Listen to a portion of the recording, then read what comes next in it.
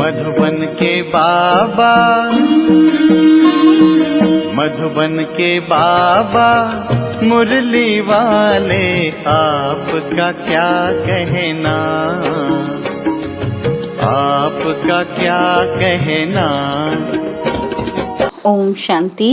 आज 5 अप्रैल 2022 के साकार मधुर महावाक्य हैं। आज मीठे मीठे बाप दादा बोले, मीठे बच्चे, बाप, टीचर और सतगुरु तीनों ही परम प्रिय हैं, तीनों ही एक हैं, तो याद करना भी सहज होना चाहिए। बाबा ने कहा, मीठे बच्चे, बाप, टीचर और सतगुरु तीनों ही परम प्रिय हैं, तीनों ही एक हैं, तो याद करना भी सहज होना चाहिए। बाबा ने आज प्रश्न पूछा, इस कलयुग में सदा जवान कौन रहता है और कैसे? और उत्तर में बाबा बता रहे हैं कि यहाँ रावण विकार सदा जवान रहता है। मनुष्य बल बूढ़ा हो जाए, लेकिन उसमें जो विकार हैं, क्रोध है, वह कभी बूढ़ा नहीं होता, वह सदा जवान रहता है। मरने तक भी विकार की आश बनी रहती है। बाप कहते हैं, काम महाशत्रु है, परंतु मनुष्यों का वही परम मित्र है, इसलिए एक दो को तंग करते रहते हैं। मुरली का गीत है, मैं एक नन्हा सा बच्चा हूँ। ओम शांति। बच्चे बाप को याद करते हैं, समझते हैं हम इस समय माया अथवा रावण बलवान की जंजीरों में फंसे हुए हैं। बाप कहते हैं, इससे छुड़ाने वाला समर्थ है। तुम बच्चे जानते हो, हम आत्माएं बलहीन हैं, रावण ने बलहीन बनाया है। यह ज्ञान कोई मनुष्य में नहीं है। बाप बैठ बच्चों को ज्ञान देते हैं। तुम कितने सर्वशक्तिमान विश्व के मालिक थे और अब कितना कंगाल निर्बल हो गए हो। इसलिए सब पुकारते हैं कि हे परमपिता परमात्मा, हमको आकर इस रावण की जंजीरों से छुड़ाओ। हे पतित पावन आओ। वही पतितों को पावन बनाने वाला है। इस समय है रावण राज्य। स्वर्ग को राम राज्य और नरक को रावण राज्य कहा जाता है। रावण भी बलवान है, राम भी बलवान है, क्योंकि दोनों ही आधा आधा कल्प राज्य करते हैं। मनुष्य तो सब पतित हैं। तुम भी पहले पतित थे और अब पतित पावन आकर तुमको पावन बनने का ज्ञान दे रहे हैं। योग और ज्ञान। पहले तो बाप के साथ योग चाहिए। दुनिया में बाप अलग, टीचर अलग, गुरु अलग है। याद करना पड़ता है, फलाना टीचर हमको पढ़ाते हैं। तुम तीनों ही संबंध से एक को ही याद करते हो। तीनों का नाम एक ही शिव है। परम प्रिय परम पिता, परम प्रिय शिक्षक, परम प्रिय सतगुरु, वह एक ही है। मनुष्य तो टीचर को अलग, गुरु को अलग और बाप को अलग याद करेंगे। उन्हों का नाम रूप अलग अलग है। यहाँ तीनों का नाम रूप एक ही बुद्धि में आता है। रूप निराकार है, नाम शिव है। बुद्धि में एक ही याद आता है। शिव बाबा कहते हैं, मैं आता हूँ तुम बच्चों को इस मृत्यु लोक से ले जाने, जिसके आसार भी देख रहे हैं। बलवान बनने में माया बहुत सामना करती है, विघ्न डालती है। तुम बहुत चोट खाते हो। माया कभी जोर से थप्पड़ मारती है, कभी हल्का। जोर से ऐसा मारती है जो विकार में भी गिर पड़ते हैं। फिर वह असर बहुत समय चलता है, बुद्धि को जैसे ताला लग जाता है। अब बाबा कहते हैं, माया भुलाने की बहुत कोशिश करेगी, परंतु तुम भूलना नहीं। जितना तुम मेरे को याद करेंगे तो वर्षा भी बुद्धि में आएगा और ऊंच पद भी पाएंगे। ऐसा कोई बच्चा नहीं होगा जिसको बाप का वर्षा याद ना आए। वर्षा बच्चे से छिप नहीं सकता। तुम भी जानते हो कि हम विश्व की बादशाही ले सकते हैं, नंबरवार पुरुषार्थ अनुसार। सब एक जैसी राजधानी तो ले नहीं सकेंगे। यह राजधानी स्थापन हो रही है और जो आते हैं वे कोई राजधानी स्थापन नहीं करते हैं। ऐसे नहीं कहेंगे कि रावण के राज्य से में आते हैं। बाबा कहते, रावण का कनेक्शन है ही भारत के साथ। यहाँ ही रावण को जलाते हैं और तरफ तो रावण को जानते ही नहीं। आधा कल्प के बाद रावण राज्य होता है। जरूर सूर्यवंशी व चंद्रवंशी वालों से ही इस्लामी धर्म वाले निकले होंगे। एक धर्म से ही फिर और बिरादरियां निकलती हैं ना। ऐसे नहीं कि वह बिरादरी निकली तो उस समय वहां रावण राज्य होगा। नहीं, वह तो बाद में आते हैं। बाबा तो आकर राजधानी स्थापन करते हैं। वह कोई आधा में, कोई क्वार्टर में आते हैं। सतो प्रधान से फिर तमो प्रधान बनना है। उनके लिए अल्पकाल का सुख और बहुत काल का दुख है। यह भी खेल समझाया जाता है। पहले पावन थे, फिर पतित बनते हैं। पहले एक ही देवी देवता धर्म था, फिर और धर्मों की वृद्धि होती है। देवताएं खुद ही हिंदू बन जाते हैं, फिर किस्म किस्म की मल्टीफिक्सेशन होती है। वह फिर अपने धर्म स्थापक के पिछाड़ी में चले जाते हैं। देवता धर्म प्राय लोप है सब देवी देवता धर्म वाले, परंतु अपने को देवता कह नहीं सकते क्योंकि पवित्र नहीं है। पवित्रता के बिगर अपने को देवता कहलाना बेकायदे हो जाता है। जो असल देवी देवताएं थे वही फिर क्षत्रिय, फिर सो वैश्य, सो शूद्र बन जाते हैं। अभी फिर तुम ब्राह्मण बने हो। यह बातें और धर्म वाले नहीं समझेंगे। देवता धर्म वाले ही यहाँ आएंगे, बाकी तो बाद में आते रहेंगे। आगे चलकर वृद्धि बहुत होगी। मुख वंशावली की वृद्धि होती है। प्रजापिता ब्रह्मा ब्राह्मण धर्म अब स्थापन करते हैं। प्रजापिता ब्रह्मा के बच्चे जरूर ब्रह्मा कुमार कुमारियां होंगे ना। ब्राह्मण वर्ण वाले ही देवता बनेंगे, ढेर आकर नॉलेज लेंगे। तुम पुरुषार्थ करते हो सूर्यवंशी राजधानी में आने का। उनमें भी मुख्य हैं 8, बाकी तो वृद्धि हो जाती है। जो मम्मा बाबा का बनेंगे, कुछ सुनेंगे तो वह आएंगे। प्रदर्शनी में ढेर आते हैं, उनसे कोई निकलते हैं जो अच्छी रीति पुरुषार्थ करते हैं। पहले पहले बाप का परिचय जरूर होना चाहिए, फिर करके कोई लिंग रूप कहते व ज्योति स्वरूप कहते।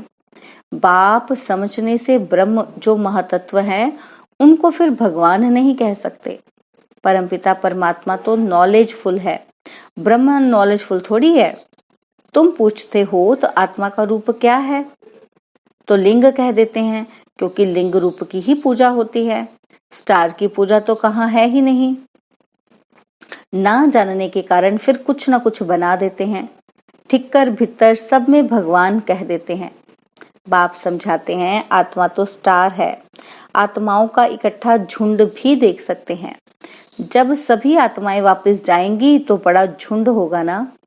उनको कहा जाता है सूक्ष्म से भी सूक्ष्म। साक्षात्कार से कोई कुछ समझ ना सके। समझो किसी को शिव का अथवा ब्रह्मा विष्णु शंकर का साक्षात्कार भी हो, परंतु फायदा कुछ नहीं। यहाँ तो सृष्टि के आदि मध्य अंत को जानना होता है। यह पढ़ाई है। परमात्मा भी एक स्टार है। इतनी छोटी चीज की देखो कितनी महिमा है। ज्ञान का सागर, प्रेम का सागर, सुख का सागर, वही सारा काम करते हैं। इसको कहा जाता है अति गुह्य बातें हैं। बाप कहने से बुद्धि में आना चाहिए कि जरूर स्वर्ग का रचयिता है। कहते भी हैं जरूर भगवान कहाँ न कहाँ आया हुआ है। अगर गीता का भगवान श्री कृष्ण होता तो वह देहधारी तो छिप न सके। यह तो बिल्कुल ही गुह्य बातें हैं। कभी सुना ही नहीं है कि परमपिता परमात्मा क्या चीज है और आत्मा क्या चीज है। कह देते हैं कि भ्रिकुटी के बीच चमकता है अजब सितारा, फिर उनको परमपिता परमात्मा कह देते हैं। अब आत्मा और परमात्मा के रूप में फर्क तो कुछ भी नहीं पड़ता है। क्या परमात्मा कोई भारी चीज है व बड़ी रोशनी है?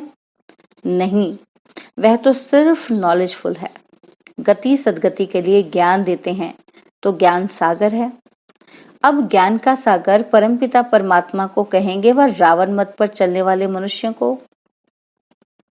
बाप कहते हैं मैं अथॉरिटी हूँ, बाकी ये सब भक्ति मार्ग की सामग्री है। ब्रह्मा के हाथ में शास्त्र दिखाते हैं, परंतु उनको यह मालूम ही नहीं कि ब्रह्मा कौन है। बाप कहते हैं मैंने आगे भी कहा है कि मैं साधारण बूढ़े तन में आता हूँ। इस नंदीगन से आकर नॉलेज सुनाता हूँ। मनुष्य भागीरथी भी दिखाते तो गौमुख भी दिखाते हैं। अब भागीरथ से भी गंगा और बैल से भी गंगा दिखाते हैं। राइट रॉन्ग क्या है समझ नहीं सकते। क्या बैल जानवर से गंगा निकली है? गौमुख दिखाते हैं तो गौ होनी चाहिए। नंदीगण को बैल दिखाते हैं, यह मेल तो बरोबर है, मनुष्य है। अगर गौ कहे वह माता तो है ना। इन बातों को मनुष्य बिल्कुल ही भूले हुए हैं। राइट कुछ भी बताते नहीं। ब्रह्मा द्वारा सूर्यवंशी राज्य की स्थापना हो रही है। यहाँ कोई राजाई तो है ही नहीं। यह बेहद का बाप बेहद का राज्य देते हैं। पढ़ाई से जो सूर्यवंशी चंद्रवंशी घराने के होंगे उनकी बुद्धि में यह बैठेगा। पहले यह निश्चय चाहिए कि शिव बाबा ही हमको साथ ले जाएगा। कोई और गुरु गोसाई की यह कहने की ताकत ही नहीं। पतित पावन तो एक बाप ही है, उनको ही याद करते हैं कि आकर पावन बनाओ। नई सो पुरानी, पुरानी सो नई, यह तो होना ही है। परमपिता परमात्मा के सिवाय पावन दुनिया कोई बना न सके। बाप से ही सूर्यवंशी और चंद्रवंशी राजाई का वर्षा मिलता है। यहाँ तो कुछ भी राजाई है नहीं। ये बड़ी समझने की बातें हैं। मनुष्य समझते हैं शास्त्र सच्चे हैं क्योंकि भगवान ने बनाए हैं। उनको ये पता ही नहीं कि भगवान ने मनुष्य के तन में आकर गीता सुनाई है, उस पर कृष्ण का नाम डाल दिया है। यह भूल जब बुद्धि से निकले, पहले शिव बाबा को जाने तब समझे कि वह स्वर्ग की स्थापना करते हैं। जानते नहीं तो लड़ते झगड़ते हैं। बाप कहेंगे तुम स्वर्ग में ऊंच पद पाने के लायक नहीं हो, दैवी गुण वाले नहीं हो। धारणा नहीं होती है तो विकार जरूर होंगे। भल कोई बूढ़े हैं, क्रोध तो उनमें भी बहुत है। क्रोध बूढ़ा नहीं होता है। आजकल बूढ़े भी विकार में जाते हैं। बाबा कहते हैं काम महाशत्रु है, मनुष्यों के लिए फिर मित्र है। विकार के लिए देखो कितना तंग करते हैं। रावण सभी का मित्र है। विष की पैदाइश है ना, विष की पैदाइश माना रावण की पैदाइश। मनुष्य जानते ही नहीं, बाप की श्रीमत पर चलें तब सपूत कहलाएं। विकर्म करते हैं तो झट सावधानी दी जाती है। बहुतों में बहुत कुछ आदतें रहती हैं, झूठ बोलने की, चोरी करने की, मांगने की। बाप कहते हैं मैं तो दाता हूँ, तुम कोई से मांगते क्यों हो? जिसको इंश्योर करना होगा वे आप ही करेंगे। कभी भी मांगो नहीं। आज बाबा का जन्मदिन है, कुछ तो भेजे, ऐसे मांगो नहीं। समझाना है, इंश्योरेंस करना है तो भल करो। भक्ति मार्ग में मनुष्य अपने को इंश्योर करते हैं ईश्वर के पास। जिसको दान कहा जाता है उसका फल भी बाप देते हैं। वह है हद का इंश्योरेंस और यह है बेहद का। भक्ति मार्ग में कहते हैं कि आए हैं परमपिता परमात्मा ने यह भक्ति का फल दिया है। साहूकार होगा तो कहेगा ये पास कर्मों का फल मिला है। कोई गरीब है क्योंकि इंश्योरेंस नहीं किया है, इसलिए धन नहीं मिलता। बाप कहते हैं मेरे पास ही सब इंश्योर करते हैं। कहते हैं ये भगवान ने दिया है। भक्ति मार्ग में तुम इंश्योर करते हो हद का, अब डायरेक्ट बेहद का इंश्योरेंस करते हो। माता पिता ने देखो इंश्योरेंस किया है ना, तो कितना रिटर्न में देते हैं। कन्या के पास पैसा तो होता नहीं, वह फिर इस सर्विस में लग जाए तो सबसे ऊंचा जा सकती है। मम्मा ने कुछ भी इंश्योर नहीं किया, हाँ शरीर इस सर्विस में दे दिया तो कितना ऊंच पद पाती है। आत्मा जानती है मैं इस शरीर से बेहद के बाप की सेवा कर रही हूँ। जगदम्बा का कितना बड़ा मर्तबा है। जगदम्बा ज्ञान ज्ञानेश्वरी फिर राज राजेश्वरी बनती है। यह सब कुछ तुम ही जानते हो। अच्छा, मीठे मीठे सिकिलदे बच्चों प्रति माता पिता बाप दादा का याद प्यार और गुड मॉर्निंग। रूहानी बाप की रूहानी बच्चों को नमस्ते। हम रूहानी बच्चों की रूहानी बाप दादाजी को दिलवा जान सिखवा प्रेम से नमस्ते। ओम शांति। प्यारे बाबा, मीठे बाबा, मेरे बाबा, शुक्रिया बाबा, शुक्रिया बाबा, शुक्रिया बाबा। धारणा के लिए मुख्य सार है। पहला पॉइंट है सपूत बनने के लिए बाप की श्रीमत पर चलना है। जो भी बुरी आदतें हैं मांगने की, चोरी करने की व झूठ बोलने की, वह निकाल देनी है। और सेकंड पॉइंट है अपना सब कुछ बाप के पास इंश्योर करना है। शरीर भी ईश्वरीय सेवा में लगाना है।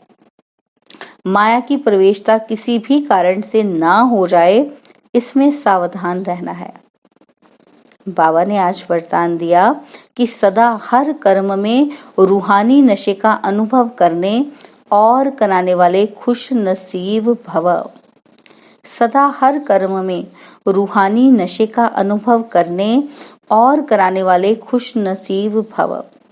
संगम युग पर आप बच्चे सबसे अधिक खुश नसीब हो, क्योंकि स्वयं भगवान ने आपको पसंद कर लिया, बेहद के मालिक बन गए। भगवान के डिक्शनरी में हु इज हु में आपका नाम है। बेहद का बाप मिला, बेहद का राज्य भाग्य मिला, बेहद का खजाना मिला। यही नशा सदा रहे तो अतीन्द्रिय सुख का अनुभव होता रहेगा। यह है बेहद का रूहानी नशा। इसका अनुभव करते और कराते रहो, तब कहेंगे खुश नसीब। स्लोगन है, साधनों को सेवा के प्रति यूज करो, आराम पसंद बनने के लिए नहीं। साधनों को सेवा के प्रति यूज करो, आराम पसंद बनने के लिए नहीं। ओम शांति। और अब यह एक बहुत अच्छी वीडियो भी जरूर देखें।